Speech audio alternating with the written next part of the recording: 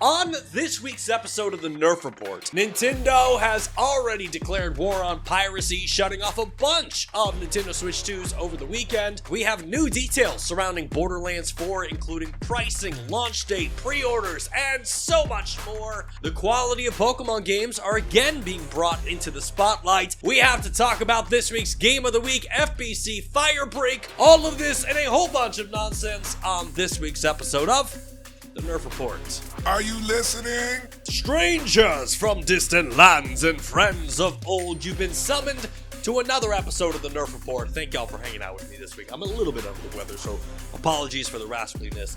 Some people say I sound sexier when I'm raspy. Me, I think I sound like I've been smoking 5 Marlboros a day, going through multiple packs, just chain smoking. But again, we are here for another week of gaming news. It's going to be a little weird this week because we are filming early. Today is Tuesday, so we are filming this show on Tuesday. We're missing a bunch of gaming news, but don't worry, we still got plenty to talk about. It was a busy Monday and it was a busy Tuesday, so we got plenty of gaming news to talk about. But if you're here for the show, hoping that we're going to be talking about things like Donkey Kong Bonanza Showcase, obviously we won't be talking about that. We are going to be missing the Borderlands 4 deep dive taking place on Saturday, but don't worry, we got plenty of gaming news to go into this week, and I hope you guys enjoy it. I hope you enjoy this little early take. And it was funny when doing this. I was like, man, we could do this show daily. But then I started thinking and having PTSD. And I was like, no, we're not doing this show early. But anyway, big shout out to all of you showing up for another week's episode of the Nerf Report. A special shout out to those of you that are listening on Apple and Spotify podcasts. If you're not aware, this show gets uploaded every single week in audio form to Spotify, to Apple. So thank you again to the audio files out there who enjoy this beautiful, rasply voice this week. But as it travels down your ear canals and it tickles your eardrums while you're playing Call of Duty, Mario Kart World, whatever you're playing this week, thank you for taking us on your gaming journey with you this week. Big week for the world of gaming, so let's talk about the games that released this week, the week of June 16th. I gotta say, we had a big moment this week. A big moment. Now, if you've been hanging out with us for a while, you know for a fact that Mondays are the worst day for gamers because we never get games on Monday. However, this week, ladies and gentlemen, boys and girls and children of all ages, it happened. A video game launched on Monday. Let's pull it up. That's right. Gex Trilogy launched on Monday, June 16th. Big shout out to the developers who launched that game. We need more games coming out on Mondays because our weeks would be incredibly better. Gex Trilogy is now available on Tuesday, June 17th. We had Tron Catalyst, Rooftops and Alleys, Maximum Football, Lost in Random, The Eternal Die, and of course our game of the week, FBC Firebreak, launched. Wednesday, June 18th, Battle Train launched, and then closing out the week on Thursday, June 19th, Vessels of Decay, Rematch, a very cool football game for the European audience watching. But a really cool soccer video game that you got to check out. This is done by the team who created Sifu, and if you haven't seen it yet, obviously we're showing gameplay footage right now, but definitely don't sleep on this game. I think that this has the potential to be Indie Game of the Year. And then, of course, closing out our week, the last video game to launch this week was Radau Remastered, The Mystery of the Soulless Army. Obviously, we pronounced that incorrectly. Let me know in the comment section how we're supposed to say it. And while you're down there, please let me know what you've been playing this week. What games are you playing on console? What games are you playing on PC? Are you playing mobile games? I discovered a new mobile game this week. This is not an ad, but it's a highly addictive video game. It's called Hole 'em All. And I know that sounds very sketchy, right? That sounds like it's an adult-themed game, but essentially it's like Donut Country. But you get this hole, and each round you have to eat these smaller objects, and the more smaller objects you eat, the bigger your hole gets. Anyway, very addicting game. I played it for an hour straight last night and did not put it down, but I've got a rule with mobile games. If I play a mobile game long enough, and I get to the point where I'm about to spend money, I have to uninstall the game. I love free-to-play games. I'm all in them. But the moment that I get vested where I'm like, maybe I drop $10, I have a rule that says I have to uninstall a game. I don't know if anybody else has that rule, but that's my rule with gaming, and I'm getting very close with this game because they have this multiplier. It's like a 1x, 2x, 10x. I lost my 10x multiplier last night because I lost, and I was like, and the game very mischievously knew what it was doing. It was like, oh, you want to get your 10x multiplier back? Why not spend $9.99 to get some coins to get it? And I was like, almost did it. I didn't pull the trigger, but the game is almost very close to being uninstalled. So definitely check out Hole 'em All if you're looking for an addictive game. But moving on from my gaming journey, let's talk about the game of the week. As you know, every single week we try to spotlight one video game that launched this week, and this week's game of the week is FBC Firebreak, which we have been waiting a very long time for this video game.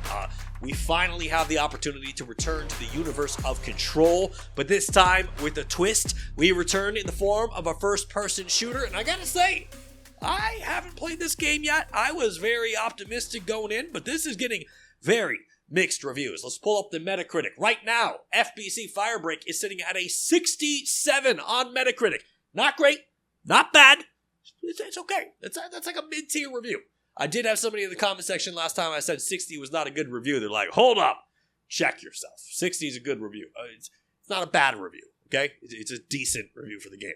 Let's dive into some of the specific press reviews. Gaming Trend gave FBC Firebreak an 80. Gaming Bolt gave it a 7 out of 10. Xbox Era gave it a 6.5 out of 10. PC Gamer gave it a 60 out of 100. Game Rant gave it a 6 out of 10. And Shack News, closing it out, gave it an 8 out of 10. I think I would like to speak on behalf of all the mediocre high school students out there who just did enough to get by. C's get degrees, baby. But anyway, let's talk about what makes FBC Firebreak so special. If you're not aware, this game is set in the Control universe. FBC Firebreak takes place at the Federal Bureau of Control's oldest house, expanding the paranormal universe that we were introduced to in Control, but also returning fans of Control get to come back to this building, which I think is super cool because returning fans of this series get to come back to the place where Jesse Faden took down the Hiss, and you get to explore the building a little closer in details. We get to see new areas that weren't available in the game. I just think it's super cool how the team is literally just expanding this universe and making it bigger and then tying in to other video games. It's like this is becoming the MCU of paranormal video games, and I absolutely love it. And this game has a pretty basic, gameplay cycle. Essentially, there's 5 different jobs, and each job has 3 clearance levels. And you have to unlock the first one to get to the second, so you do 1 clearance level, you take care of that, you move on to level 2, and so on and so on, and each clearance level has their own twist to expand the story, and then obviously clearance level 3 includes a final boss or a final encounter that's going to be tougher than anything for you to close it out. Some of the jobs that are included in this game, we wrote these down. Ground control, you eliminate giant leeches and get rid of radiated material. Paper chase, probably the most comical out of all of them. You have to destroy swarms of possessed sticky notes. So literally, you see gameplay footage, there's people who are just shooting down and gunning down sticky note men that are running through the office. I think that's super funny. Hotfix, you repair malfunctioning fans to cool down the overheated sectors. Frequency shift requires players to clear pink gunk that's covering machineries, and to get rid of it, you gotta burn it or spray water on it. And then you have freezer duty, where you have to repair the heaters to dispel the frost anomalies. I do think it's interesting though, because hotfix and freezer duty on paper seem like they're exactly the same missions. I'm kind of excited to jump into this to see if there's any difference between the missions, or is it this time you're doing it to fix the AC and this time you're doing it to fix the heater, or is it completely different? So that is one thing I'm looking forward to. Now, this game does feature plenty of customization. Each Firebreaker has something called a crisis kit that you can customize out with specialized tools, grenades, support items, and paranatural augments. Essentially, you can completely customize your kit, and you can use these kits to completely customize the gameplay to meet your playstyle. One of the kits is a fixed kit. You essentially repair, and you get this giant wrench that can also be used for melee. There's a jump kit where you have a lot of mobility, and you have distraction tools, and then there's a splash kit, which is healing and control little accessories that you can use throughout the game. Now, there are some criticisms about this game, but I do think one area that the developer deserves some praise is that there's no battle pass, right? There's no daily login mechanic. There's nothing exploitive. The dev team is actually already hyping up post-launch content and saying, hey, we're bringing more jobs, we're bringing more enemies, we're bringing more levels, and all of that's going to be coming post-launch for free. Plus, another area that I think deserves praise is the low barrier of entry. So this game is not a $70 game. It's not an $80 game. It's not a $100 game. This game is $39.99 US dollars, which I feel like is a very low barrier of entry for a game like this. Plus, if you're subscribed to Xbox Game Pass or PlayStation Plus Extra, this game is included with that library. So if you're already a subscriber over there, you can play the game as part of your subscription, or go drop $40 and then you can kind of check this out. But anyway, I think this game is a really cool concept. I'm really excited to jump into it this weekend. And FBC Firebreak is this week's game of the week. And like we mentioned, it's available right now for Xbox, PlayStation, and PC. And moving on from the world of Firebreak, let's talk about Pokemon as the Switch 2 is here. New Pokemon games are coming and the bar has been set so high for what these games should look like. And this is a very interesting time for both Pokemon and Nintendo. Because on one hand, Nintendo has a brand new console that should be capable of bringing us next-gen quality Pokemon games that at least feel, like they belong in a modern generation. But then on the other hand, Pokemon Company and Nintendo, they're dealing with outrage over the graphics for the upcoming Pokemon game Legend Z and A, with players discussing how the game looks flat, wild zones seem bare, and the criticisms have gotten so intense that people are watching the trailers and they're actually comparing window graphics, and they're like, that is the same window used 100 times to make a building. Seems a little, boring. A little lazy, maybe a little reused assets here and there, but again, not a good time for Pokemon because they're trying to figure out how to make that presence and they got a brand new console they're trying to sell it. And then adding fuel to that fire, you got Power World, who Nintendo seems to be doing everything in their power to completely destroy. Power World comes out and creates an open world survival game that's blended with monster hunting mechanics, and their graphics are incredible. The scale of that game completely outpaces any Pokemon game. And a lot of people are like, hold up, why is Pokemon producing the same game over and over and over, yet other developers are creating way better Pokemon games, and these aren't even Pokemon games? And then the developer of Pokemon comes out, not doing themselves any favor. Game Freak comes out and decides to launch a brand new trailer for a new game called Beasts of Reincarnation. And we talked about this during the Xbox Game Showcase when this was revealed, but it almost felt like Game Freak came out and they're like, we're tired of being told we make ugly games. We're tired of being told that we can't make games of a modern generation, because this game is Game Freak coming up to the plate and just swinging for the fences, man, because it is incredible. And I even said it during the live stream. I was like, we now know Game Freak is capable of making a really gorgeous game. And to be fair, I mean, this gameplay that we're looking at, right? This isn't a Pokemon game. This isn't a monster hunting game. This is a Souls-like combat-focused RPG. And really what this proves is what a lot of us have been speculating, is that the graphic issue with Pokemon video games isn't anything to do with Game Freak. It's to do with the dated hardware of the Nintendo Switch. And look, this conversation always gets heated, right? Every time I criticize Pokemon and say that the games look dated, pro Pokemon fans come around the corner and they're like, it's a kid's game. Why are you complaining? This guy, what do you want? Realistic Pokemon graphics? Get out of here, dude. This guy wants his Pikachu to look like a dog. But I feel like what people like myself and others who are criticizing Pokemon are saying is that it's nothing wrong with the gameplay. It's nothing wrong with Pokemon. It's just that it feels like the whole concept's just getting lazy. We don't need an Arc-style Pokemon game like Power World. But there's no reason you can't improve the graphics, the gameplay, or even the visuals. In fact, last week during the Summer Games Fest, a developer, King's Glory, came out and they showed a trailer for a brand new game called Animo. And these graphics are what I'm talking about. Like, this is what a Pokemon game in 2025 should look like. And it really does raise the question to Nintendo and Game Freak, why can't Pokemon games look like this? Animo doesn't abandon anime styles, but it does look like a brand new game launching in 2025. The graphics have depth. The blades of grass have multiple different movement patterns. The wild areas actually look like wild forest filled with plenty of plants and shrubs and fauna. And the water mechanics are incredible. Like, I would put those on par with most Grand Theft Auto or open world video games. And the fact that the sand moves when you're walking through it, like, that's really impressive. Like, why can't we get that in a Pokemon game? And again, I said it during the live stream when we saw this gameplay, and I'll say it now. This is what I want from a Pokemon game. This is where I feel like the bar has been set. The next Pokemon game to come out, this is what the graphics should look like. Otherwise, you deserve the criticisms. But I do think it's worth pointing out, Legend Z and A is set. We're not getting much change there. The trailer that we got and the gameplay we saw, that is what we're getting from that game. But the next game, that is specifically designed for the Nintendo Switch 2, that Pokemon game has to take some serious risks. It has to make some major leap as far as technology is concerned, because there is no reason that in 2025 a Pokemon game can't look as good as Palworld, or it can't look as good as Animo. You don't need to change the gameplay, right? We don't need to run around and swing our Pikachus around beating up enemies like you can in Animo. I don't want to transform into a Pikachu in the video game. You don't need to change the gameplay. Just make it a Pokemon game that looks like this. That's all we're wanting.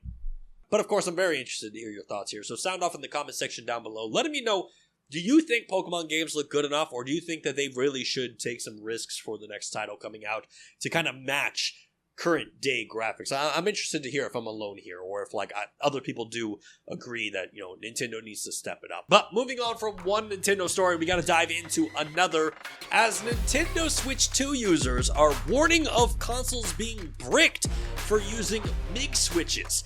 Yeah, Nintendo warned gamers, you try to hack the Switch 2 and we will brick your console. And gamers are quickly learning that Nintendo does not mess around. Yeah, in fact, if this is the first you're hearing about this, Nintendo's new Switch 2 is now available, and the terms of agreement from Nintendo say, you acknowledge that if you fail to comply with the foregoing restrictions, Nintendo may render the Nintendo account services or applicable Nintendo device permanently unusable in whole or in part. Essentially saying, if you mess around, or if you try to hack your Switch 2, we're going to disable your internet and we're going to brick your console. Which many thought Nintendo wouldn't go this far, right? People were like, okay, they just put that in there to scare people. They're not actually going to do this. In fact, there's a very valid argument that if I buy a console, I, as the console owner, should be able to do whatever I want with it. But in the world of Nintendo, Nintendo says, no, you buy that console, you're essentially renting the Switch 2 from us, because if you modify it, if you hack it, if you make any changes, we are going to brick the utter hell out of your console. And despite multiple complaints from the modding community, Nintendo doesn't care. In fact, Nintendo is actively drinking the tears of the modding community, because this week we learned that MigSwitch will violate Nintendo Switch 2's terms of agreements, which we kind of knew it violated the Nintendo Switch 1 agreement, but there wasn't really any major punishments. However, we found out that multiple Switch 2 owners are now saying that their Switch 2s are completely unable to connect to online services, with one Reddit user saying, I don't know what happened. I used a MigSwitch and now I can't connect to the internet, which, come on, dude. You know what happened. You put the MigSwitch in. You knew what you were doing. You knew there was a risk. That's like when I was in high school and I got a virus on my computer and my parents were like, what were you doing? I was like, looking at stocks. Just looking at stocks. I was looking at stocks and trades and forums, and next thing I knew, there was a bunch of boobs all over the computer, and now I can't sign in. Now, if you're anything like me, you're probably hearing this story right now, and you're asking the question, what the hell's a MigSwitch? Because before this week, I didn't know what a MigSwitch was, but essentially, this is an SD cartridge that allows users to back up their games or load pirated video games on them. And while most claim that they're using this for legitimate practices, such as backing up your Nintendo Switch cartridges, in the eyes of Nintendo here, these are acts of piracy. And I know what some might be thinking is like, oh, it's just a one-time thing. Nintendo might not be taking this. No, multiple users are reporting this. In fact, one user over on X reported similar issues and actually sent out a warning saying, I strongly recommend that you do not use the MigSwitch. It was already very risky to use, but it is even more risky to do it with the Switch 2. And the majority of the users have been impacted by this, have already confirmed that their consoles aren't bricked.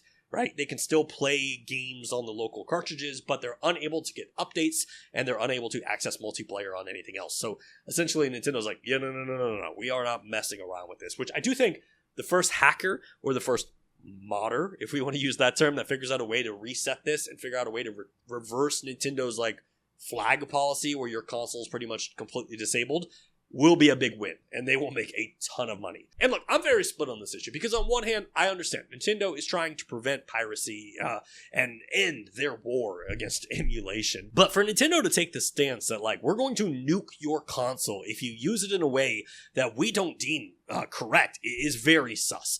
especially when it's like $499 to get this console. But it also makes me super concerned about like the resale market, because it's going to be very questionable. Facebook Marketplace is probably going to have a lot of Switch 2s that are either flagged and cannot access the internet, or they're completely bricked if Nintendo continues these policies. So I would definitely recommend, if you're going to buy a Switch 2, buy it new.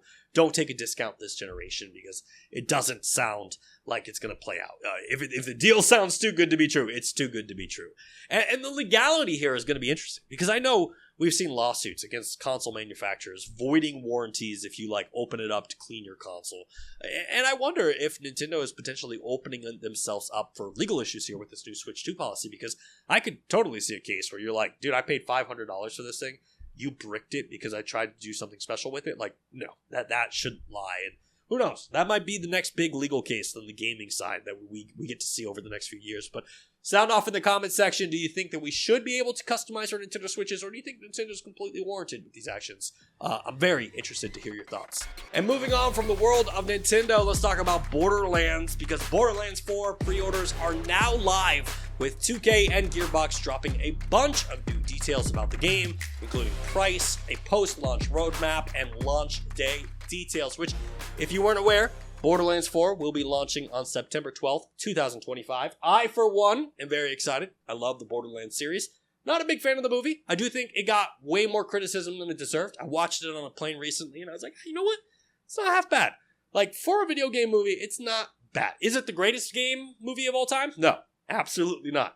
Ready Player One takes that, but Borderlands the movie, it's okay. One of the big conversations surrounding this game has been price, right? There has been a bunch of stories of people saying this is going to be a very expensive game. 2K is going to go too far when it comes to price. However, it looks like this is going to be pretty standard, because the game itself will launch on September 12th for $69.99, and of course that will just get you the game by itself. But they are offering two other pre-order versions available. You have the Deluxe Edition, which will run you $99.99 US dollars, $100 right there for the game. That will include 4 extra skins and 4 post-launch DLC packs. For $130, you get the Super Deluxe Edition, which gets you everything included in the standard game, everything included in the Deluxe Edition, along with the Ornate Order Pack and the Vault Hunter Pack, which the Vault Hunter Pack is pretty unique because you will get 2 new Vault Hunters, 2 new Story Packs, and 2 new regions added to the game, which, look, I'm not one for dropping $130, but that is very appealing. And I will be curious to see. The game is $70. If I pay $70, how much more will it be to unlock those Vault Hunters, the Story Packs, and the map regions without going over to the Super Deluxe Edition? Like, is it going to be another $60? Because if it is, then hey, that upgrade makes sense. But again, going back to what we were talking about before that, is all of this is really interesting because there's a lot of unnecessary drama surrounding this game. If you weren't aware, a couple months ago, Randy Pitchford, one of the creators of Borderlands, came out and was like, hey, $80 games are the new norm. Real fans would be happy to pay $80 for Borderlands 2, which that seems like a funny comment nowadays because the game's going to be $70. And I do have to wonder, like, was the original price going to be $80 for Borderlands 4 and there was just way too much backlash against Randy Pitchford that they were like, yo, we got to give him a $10 discount. We got to lower the price. Or was this a way to test the waters? They're like, we can go to the market at $70, but we can also make $10 more just by charging $80. So, hey, Randy, why don't you post a tweet out there? Why don't you do your little social media magic out there and figure out what the fans want? And we found out $69.99, that's what we're paying. Now, many of you, like myself, picked up on one thing during that pricing announcement, and it was the post-launch roadmap. And we got some details here. So we're going to have a bunch of new skins and cosmetics. There will be 4 vault cards, which will lead to like unique challenges and rewards. You got brand new Vault Hunters that are coming, which I think is the first time in Borderlands history we're getting new Vault Hunters. Someone please correct me in the comments down there below. But we'll also be getting new story packs. And with that new story, we have new stories and side missions and everything that's included with that. You got brand new regions being added to the map, and obviously new gear, new loot, and new weapons. Now, all of that is awesome. The pricing, I think, is fair. $70 for a Borderlands game makes a bunch of sense in 2025. But there is a little bit of controversy here. The Nintendo Switch 2 version of Borderlands 4 has been delayed. Because if you look at the announcement site, we see PlayStation, we see Xbox, we see PC, but there's no Nintendo listed. So when you jump into the FAQ, Borderlands says, Borderlands 4 will also be coming to Nintendo Switch 2 later in 2025. More details at a later date, which makes me wonder, will crossplay still work with the Nintendo Switch 2? Will Switch 2 players be able to play with PC players, with PlayStation players, and Xbox players? Very interested by that. Plus, I do have to assume, I read recently that like dev kits just recently came out from Nintendo, so I'm sure 2K and Gearbox are just trying to make sure everything works as flawlessly as possible. I would have to assume this is going to be available before the holiday season, like before Christmas, maybe even before Black Friday. We see it come out. It makes a ton of sense for this to be this game on the Switch 2 is going to sell extremely well. Now, if you're wanting more information about Borderlands, there was a Borderlands FanFest live stream filmed earlier today that showed off a bunch of new gameplay, a brand new story trailer, along with much more, so definitely check that out. But I can't wait. Borderlands 4, man, we are getting closer and closer to what I hope is going to be Game of the Year. I've got big expectations for that game. But sound off in the comment section. What do you think about the pricing, the post-launch roadmap? And obviously, are you a Switch 2 player? Are you bummed by the news that Nintendo is going to have to wait just a little bit longer for Borderlands 4? Or are you just hyped that Borderlands 4 is coming to the Switch 2 at all? Let me know in the comment section down below. And that is going to wrap up this week's episode. Thank y'all for hanging out with me. As I mentioned, it's kind of a weird one because we're filming so early. And I know there was a bunch of other news stories that happened this week that we weren't able to talk about just out of the sheer production of the show. But thank y'all again for your continued support. Whether you watch this show on YouTube, whether you listen to it on Spotify. And if you're part of my ADHD army, big shout out to you guys watching this show over on TikTok, watching it over on YouTube Shorts. Thank you all for your continued support. It has always been my pleasure to do this show for you each and every week, bringing you the latest steamy, hot gaming news here in my garage. And until next time, my friends, we will see you in the next video. Thanks for watching.